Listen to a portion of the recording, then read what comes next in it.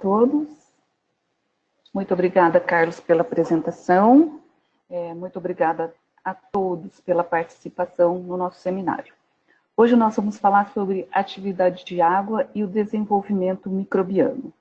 Eu acho que a maioria dos usuários de analisadores de atividade de água utilizam o valor de atividade de água para controlar o desenvolvimento microbiano. Então, é um assunto de maior interesse a todos, é um assunto mais estudado. Tendo em vista isso, o nosso seminário hoje, eu vou apresentar uma forma um pouco diferente de visualizar a atividade de água como ferramenta para controlar o desenvolvimento microbiano. Eu coloquei esse slide aqui só para vocês verem onde baixar essa apresentação que nós temos. Então, para começar o seminário, gostaria da participação de vocês respondendo a duas perguntinhas, para conhecer um pouco do trabalho de vocês e quem são vocês.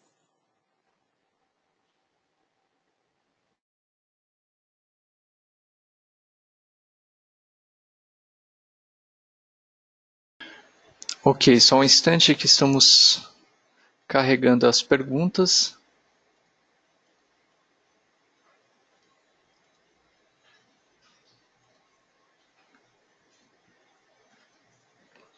Ok, está lançada na tela.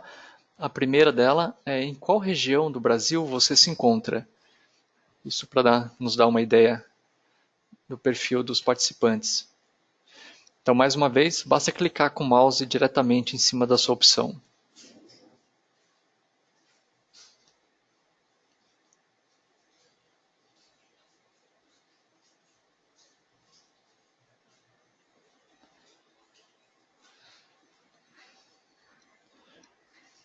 Ok, mais alguns segundos.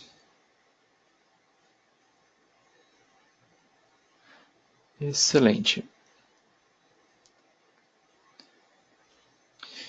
Então, compartilhando com os participantes aqui, vamos observar o resultado. Nós temos 56% dos participantes do Sudeste, 30% do Sul, 7% do Norte, 5% do Nordeste e 3% de outras regiões, provavelmente do exterior.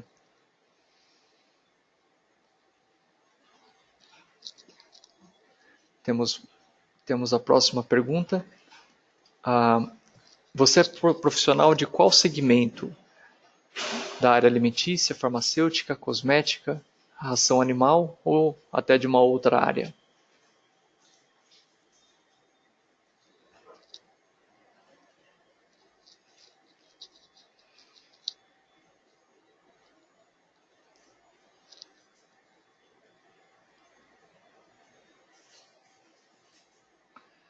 Coletando respostas, ok, excelente. Vou finalizar e vou compartilhar. Muito bem, então nós temos aqui a grande maioria, Tânia, olha só, 78% da indústria de alimentos, seguido pela 11% de ração animal, 5% farmacêutica, 2% cosmética e 5% de outros segmentos. Ok, muito obrigada a todos pela participação. Então, iniciando a nossa apresentação, coloquei aqui um gráfico que foi retirado de uma revista, desse site, American Pharmaceutical Review, baseado em alguns dados coletados pelo FDA. É da indústria farmacêutica, mas também tem para a indústria de alimentos, todo o estudo. O que me chamou a atenção aqui é porque na indústria farmacêutica são produtos com baixa atividade de água, a maioria sólidos, pós, e mesmo assim há falhas microbianas e recalls. quando uma indústria faz um recall por causa de algum problema apresentado, é um grande custo para essa empresa, custo em termos monetários. E também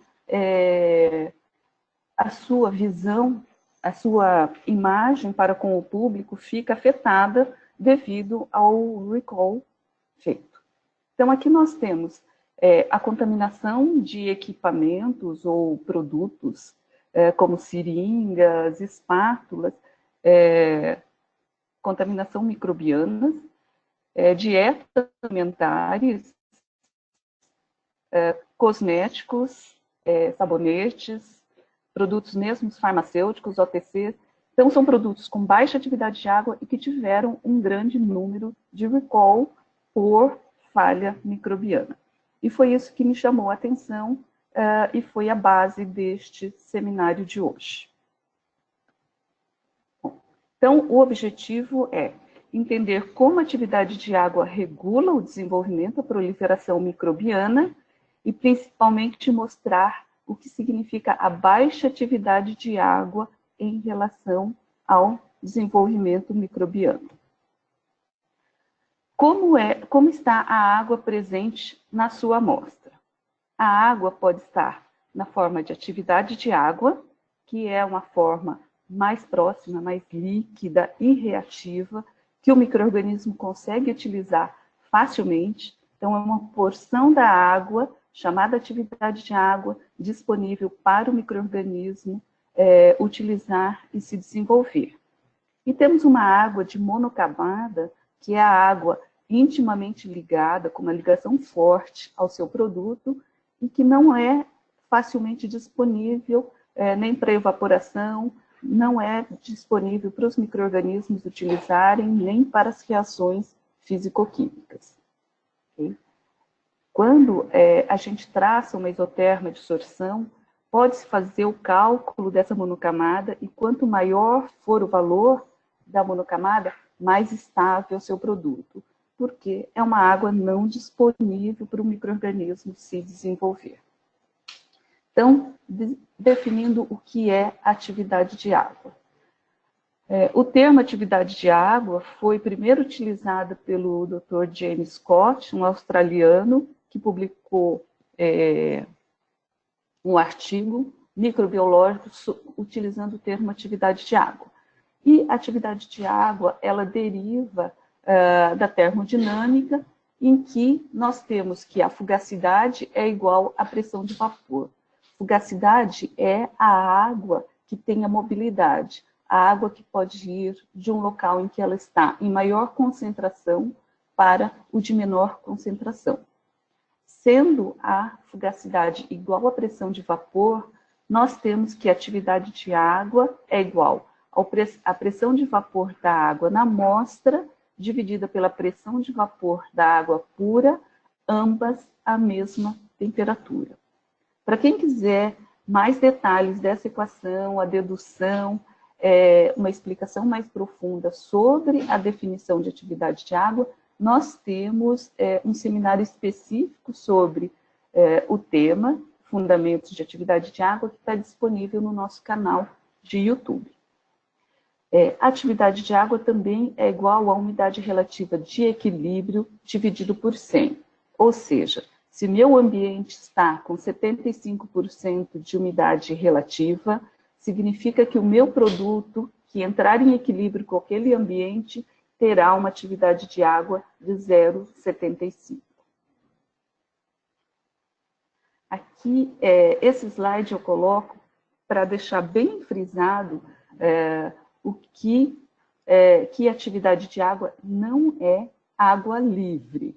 O doutor Teodoro Labuza vem sempre pedindo para que se tire a definição de que atividade de água é igual a água livre.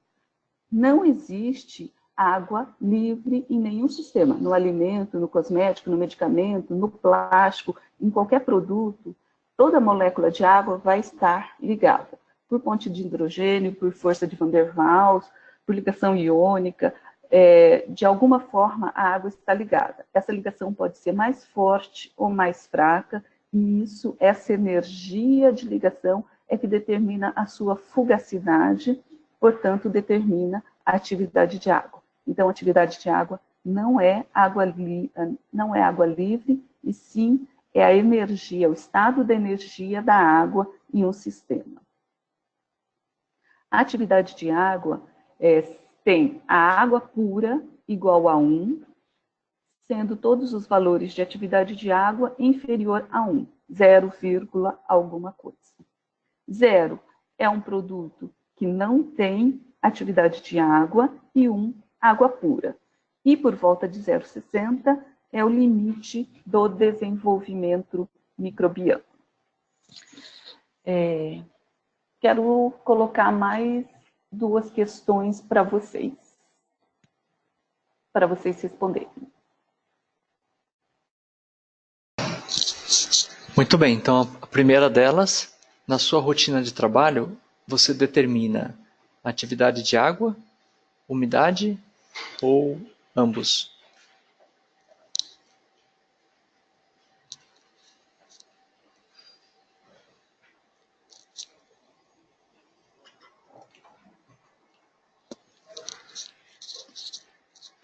Coletando respostas.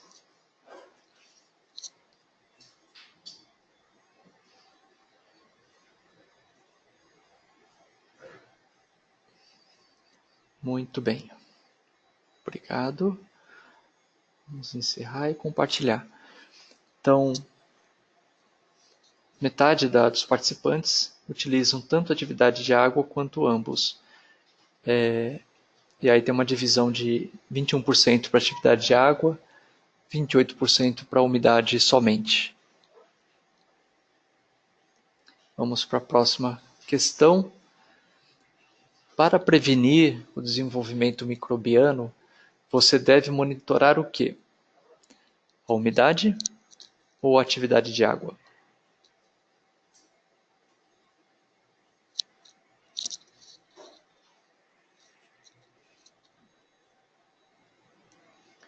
Estamos coletando as respostas por mais alguns segundos.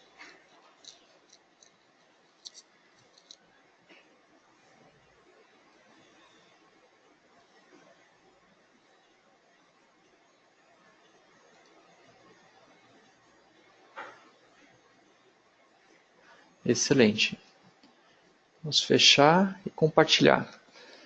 Então, 94% dos participantes selecionaram atividade de água, 6% umidade.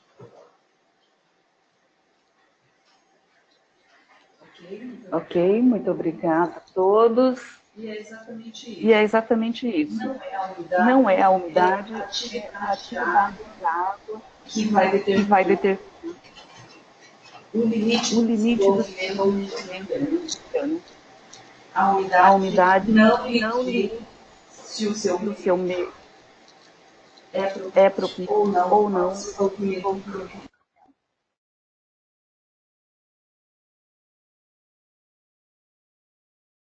Alô?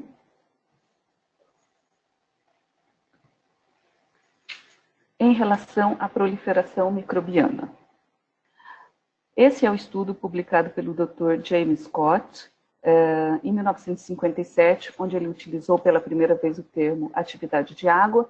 Ele era um veterinário que trabalhava com carnes, e ele viu que, em determinadas condições, o estafilococcus se desenvolvia melhor e outras vezes não.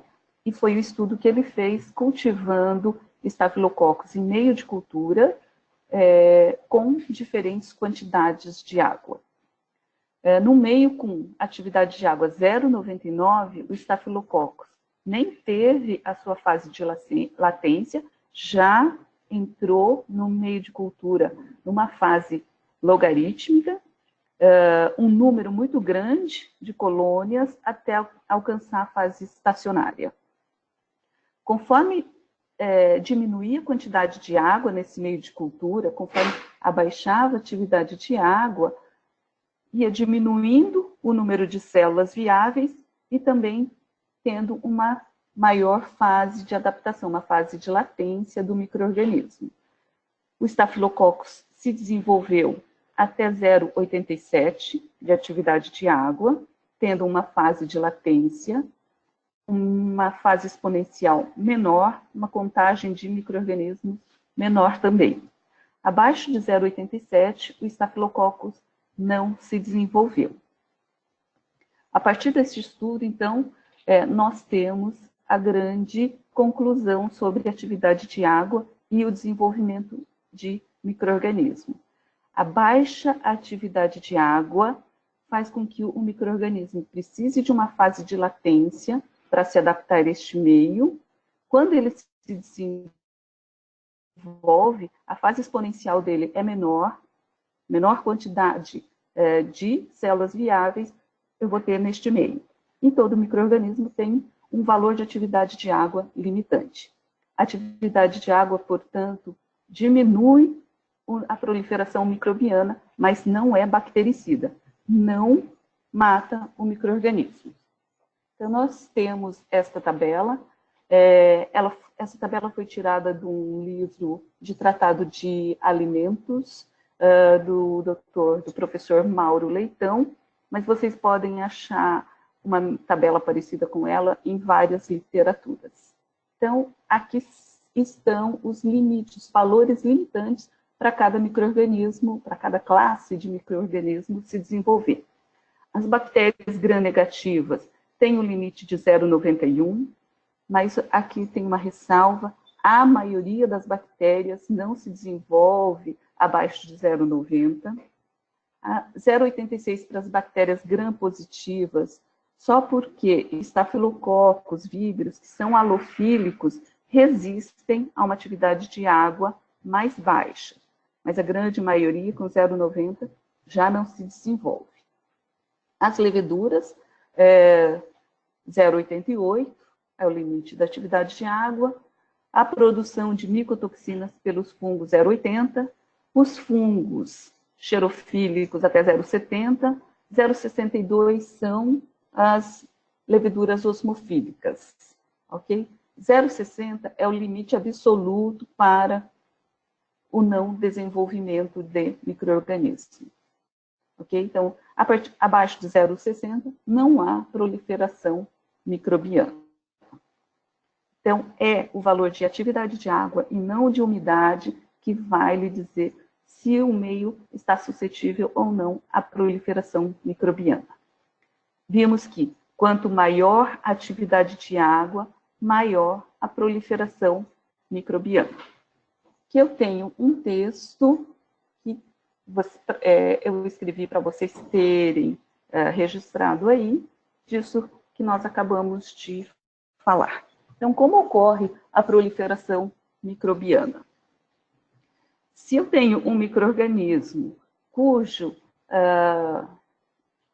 o seu interior tem uma atividade de água de 0,95, uma bactéria, por exemplo, a sua atividade de água intracelular de 0,95 e ela está em um meio de cultura, um alimento, uma amostra, com atividade de água maior ou igual a 0,95, ele vai facilmente se multiplicar, ou se duplicar por brotamento, conforme for, fungo, levedura, bactéria, conforme for a sua reprodução, certo? Então, em meios favoráveis, o micro-organismo facilmente se desenvolve. Se o meio estiver com atividade de água mais baixo do que o seu intracelular, a água interna vai mover-se para fora. A parede celular dele, a membrana celular, vai permitir a saída de água. Lembra, a atividade de água é a fugacidade. A água se move de um local em que ela está em maior quantidade para o de menor. Vai sair água até entrar em equilíbrio? Não, porque a membrana dela vai entender, eu não posso perder mais água do que isso. Então, ela vai regular esta saída, por exemplo, até 0,93.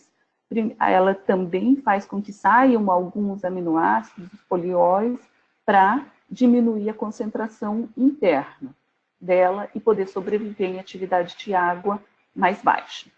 Se esse meio continua mais baixo e o interno com 0,93, atividade de água mais alta que o externo, essa bactéria então vai entrar em latência e, se ela for uma bactéria capaz de esporular, vai formar o esporo e ficar em latência. Então, atividades de água em ambientes mais baixos não matam o micro-organismo e sim fazem com que eles entrem em latência ou esporulem. Okay? Aqui explicando este efeito. Muito bem. A baixa atividade de água significa segurança microbiológica? Se o meu produto está com 0,5 de atividade de água, significa que o micro-organismo não vai se desenvolver? Sim, o micro-organismo não vai se desenvolver. Ele vai morrer? Vamos ver a seguir.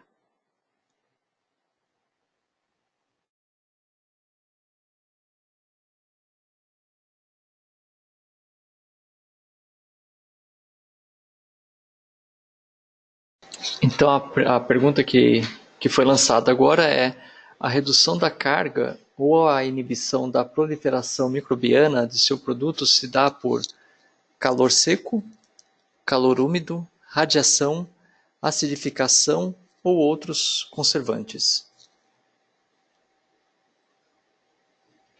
Gostaria de saber se no processo de vocês utilizam algum desses processos para diminuir a carga microbiana do produto de vocês.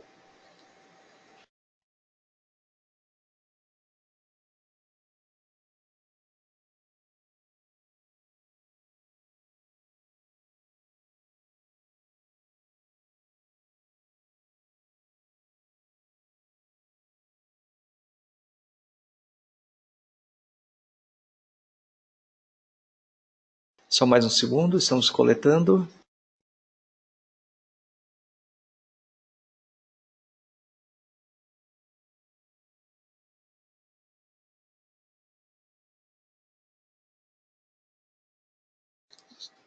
Ok, vamos fechar e compartilhar. Então, nós temos 21% dos participantes utilizando calor seco, 29% utilizando calor úmido, 8% utilizando radiação e 42% utilizando outros métodos.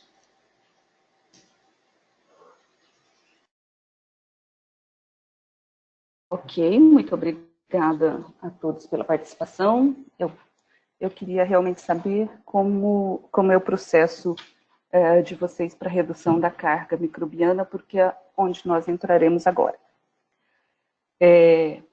Então, vamos lá. Produtos com atividade de água baixa, o que acontece?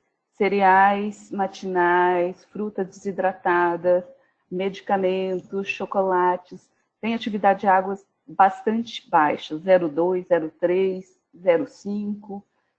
E, em alguns casos, encontramos a presença de células viáveis, principalmente salmonelas, bacilos, clostridium, listérias. Coloquei aqui porque são micro-organismos de importância à saúde pública. O que acontece? A atividade de água está baixa, mas temos a presença desses micro-organismos, principalmente esses patogênicos. Significa que eles têm resistência térmica. Apesar de você colocar alguns processamentos térmicos, como foi dito, calor seco, calor úmido, radiação eletromagnética, radiação iônica que se faz, mesmo assim, você tem uma atividade de água baixa e o micro-organismo continua presente. Pode não estar proliferando, mas ele está presente. E essa presença é preocupante porque, em qualquer oportunidade que o micro-organismo tiver, você deixou o seu cereal exposto a uma umidade relativa mais alta, ele absorve a umidade do ar, aumenta a atividade de água e o micro-organismo que está ali presente vai começar a se desenvolver. Ou você tem o seu produto muito bem preparado, com atividade de água baixa, mas você não tomou os cuidados e permaneceu micro-organismos viáveis lá, e a sua embalagem tem uma taxa de permeabilidade ao vapor de água alto e permite com que ele absorva a umidade relativa do ar, aumente a atividade de água e o micro-organismo presente começa a se desenvolver, apesar de você ter feito um tratamento térmico a ele. O tratamento térmico matou o meu micro-organismo? Não matou. Eu fiz 2 tratamentos, atividade de água baixa e tratamento térmico, e mesmo assim tenho a presença de micro-organismos. O que é que isso representa? Então, vamos ver aqui. A relação entre a atividade de água e a resistência térmica dos micro-organismos. Então, para falarmos sobre resistência térmica, vamos precisar falar um pouco do que é o valor D. E vou apresentar alguns resultados desse experimento. Então, só muito rapidamente, simplesmente, o que significa o valor D. O valor D é o tempo que eu preciso, em uma determinada temperatura, para diminuir um ciclo logarítmico de micro-organismos, ou seja, 90% de micro-organismos. Aqui neste gráfico, eu tenho a redução de 10.000 células para 1.000 células, 72 graus Celsius, eu precisei de 14 minutos. Ou seja, eu precisei de 14 minutos a 70 graus Celsius para diminuir um ciclo logarítmico, 90% das células viáveis dos micro-organismos. Então, este micro-organismo, esse eu tenho um D72, a temperatura de 14 minutos. Quanto maior o valor D, maior a resistência térmica do micro-organismo. Se esse D fosse 20 minutos, esse micro-organismo seria mais resistente do que 14 minutos. Okay? Então, brevemente explicando o que é o valor D.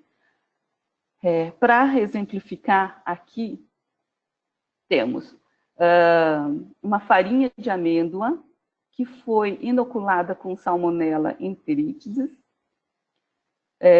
e foram feitas amostras em diferentes atividades de água e submetidas a tratamento térmico em diferentes temperaturas.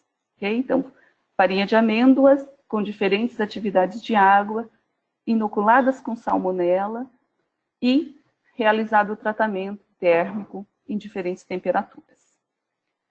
Vocês podem notar que em atividade de água mais alta, 0,946, 68 graus Celsius, eu tive 0,42 minutos de valor D, para reduzir um ciclo logarítmico. Em atividade de água mais baixa, 0,720, a mesma temperatura, 68 graus Celsius, eu tive 6,97 minutos o valor de D. 0,61, atividade de água baixa, 70 graus Celsius, não sei porque foram temperaturas diferentes, mas 2 graus de diferença, 70 graus Celsius, o valor de D de 15 minutos. Em atividades de água mais baixas, eu tenho um valor de D maior do que em atividades de água, valor de D menor. O micro-organismo, a salmonela, é muito mais resistente em baixa atividade de água do que em alta atividade de água. Aqui, um exemplo da listéria inoculada em diferentes atividades de água e feito um ciclo, um tratamento térmico a 68 graus Celsius. Vocês podem ver que em baixa atividade de água eu tenho um valor de D mais alto do que em alta atividade de água um valor de D menor. A mesma coisa aqui para a salmonela. O que significa isso? Como que isso acontece? Significa que, quando eu tenho uma atividade de água mais baixa, eu tenho um aumento da resistência térmica microbiana. Tudo aquilo que falei anteriormente tem que ser levado em consideração. Na hora de preparar o meu produto, eu tenho que ter todos os cuidados de higiene, as práticas de boa fabricação no meu produto para diminuir a carga microbiana. Não é só porque a atividade de água está baixa e eu vou fazer um tratamento térmico que eu vou conseguir eliminar o perigo da presença de micro-organismo no meu produto. Então, quais são as razões relacionadas à inativação do micro-organismo durante o processamento térmico? O que é que acontece?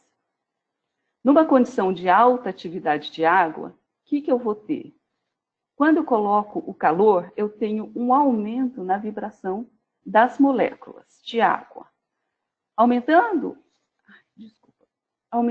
a vibração da molécula de água, enfraquece as ligações das proteínas. As proteínas têm ligações de sulfitos, as ligações da água de hidrogênio. E o que vai acontecer? A água entrando em vibração, as moléculas de água entrando em vibração por causa da alta temperatura, vão romper as ligações dessas pontes de sulfito e de hidrogênio e acabam desnaturando a proteína. Uma vez desnaturada a proteína do micro-organismo, ocorre a sua inativação. Então, a inativação do micro-organismo em alta temperatura é mais fácil por causa da vibração da água. Numa condição de baixa atividade de água, eu tenho pouca água, então eu tenho uma redução na vibração das moléculas de água. Esse filminho que está passando é uma proteína, a proteína fazendo a sua conformação terciária, quaternária, e as ligações de sulfito, de ponte de hidrogênio. Como eu tenho uma baixa vibração de água, eu não tenho tanto rompimento dessas ligações de sulfito ou ponte de hidrogênio. Aí eu tenho uma redução na desnaturação das proteínas e, consequentemente, um aumento da resistência térmica microbiana. A mesma coisa acontece com as enzimas. Eu tenho uma redução da flexibilidade conformacional das enzimas em uma baixa atividade de água. Elas continuam tendo um maior encaixe de chave e fechadura. Eu tenho uma menor inibição da desnaturação, eu tenho uma inibição da desnaturação das enzimas, preservando as enzimas, um aumento da resistência térmica microbiana. Então, a condição de baixa atividade de água em relação ao tratamento térmico, ela preserva mais o micro-organismo. Outra razão está relacionada a dano na parede celular bacteriana ou do micro-organismo. Ainda é uma hipótese, ok? O que acontece quando eu tenho uma condição de baixa atividade de água, como mostrado em alguns slides anteriores? A bactéria vai sintetizar a trealose. A trealose é um disacarídeo. Muitas plantas, micro-organismos, até animais invertebrados produzem a trealose, e essa produção da trealose está associada à resistência à dessecação. Plantas, animais, micro-organismos que conseguem sobreviver em condições de baixa água, supõe-se que seja devido à síntese de trealose em sua membrana celular, certo? A trealose substitui a água na membrana bacteriana.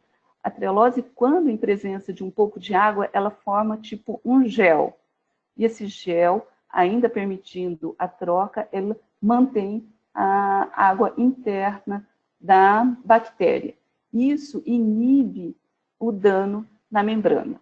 Então, a baixa atividade de água faz com que produza trealose e dê maior resistência ao micro-organismo, ao tratamento de calor.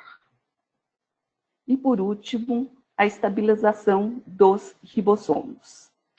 Quando você tem uma alta atividade de água e faz um tratamento térmico, o que acontece, um dos danos causados no micro-organismo é a desestruturação irreversível dos ribossomos. Uma vez que o ribossomo está danificado, o micro-organismo não tem condições mais de se proliferar, certo?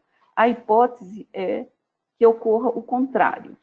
Quando você tem uma baixa atividade de água, você tem uma redução da mobilidade molecular e faz com que tenha uma estabilidade do ribossomo, não causando danos irreversíveis e, portanto, o micro-organismo pode posteriormente se proliferar.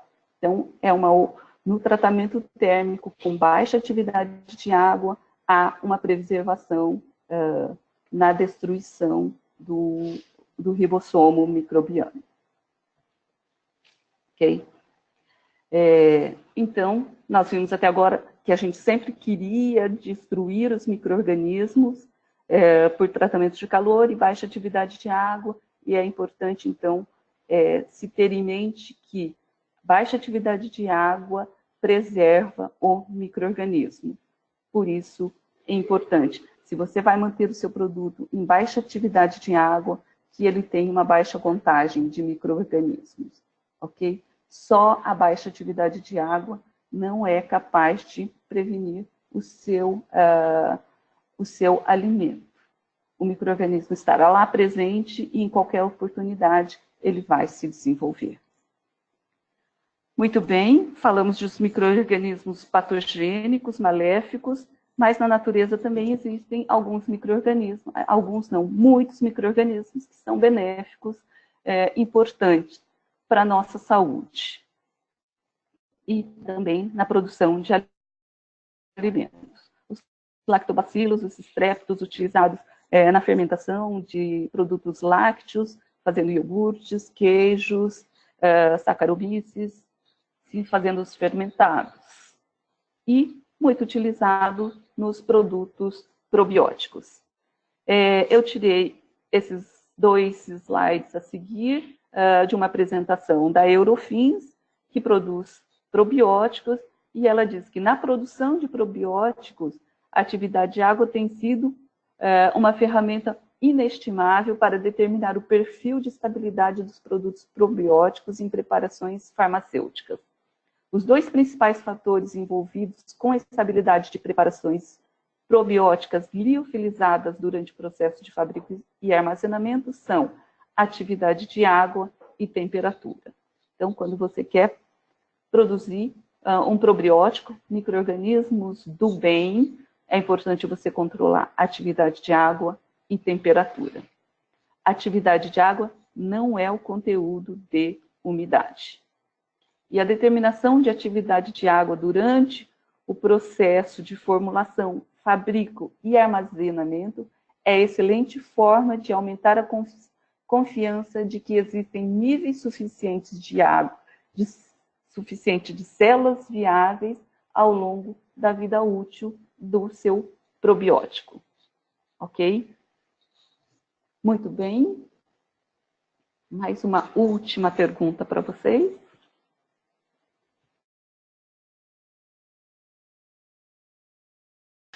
Ok, então a pergunta é: qual é o valor limite de atividade de água que inibe o desenvolvimento microbiano? Então os participantes podem selecionar uma faixa de atividade de água aqui.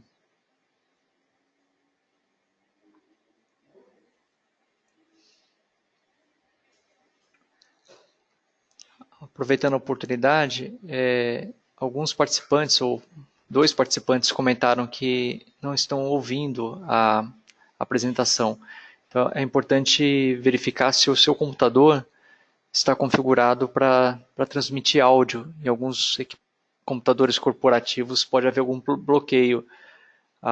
O áudio está sendo transmitido e pode até haver falhas, mas tem áudio na apresentação.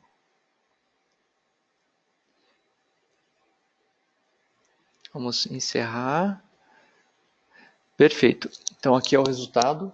Nós temos 83% dos participantes selecionaram 0,6, 3% 0,7, 6% 0,76 e 8% 0,80.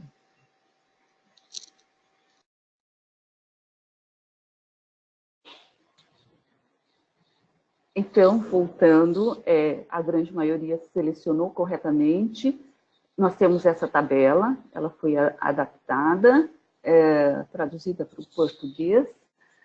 0,60 é o limite do desenvolvimento microbiano, qualquer um deles.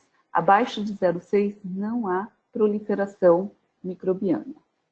Ok? Vocês, quem baixou essa apresentação tem essa tabela aí com vocês. Esses são os nossos equipamentos para medir atividade de água. Nós temos uma versão portátil, a versão de bancada e um gerador de isoterma de absorção. Temos também um analisador de propriedades térmicas de alimentos. Encerrando essa apresentação, eu gostaria que aí na ferramenta do GoToMeeting vocês colocassem se esse seminário lhes foi útil ou não. Aceitamos sugestões, o que vocês gostariam de ter para o próximo seminário ou que nós deveríamos corrigir neste mesmo tema de microbiologia. Ok? Agora nós estamos abertos às perguntas de vocês. Ok.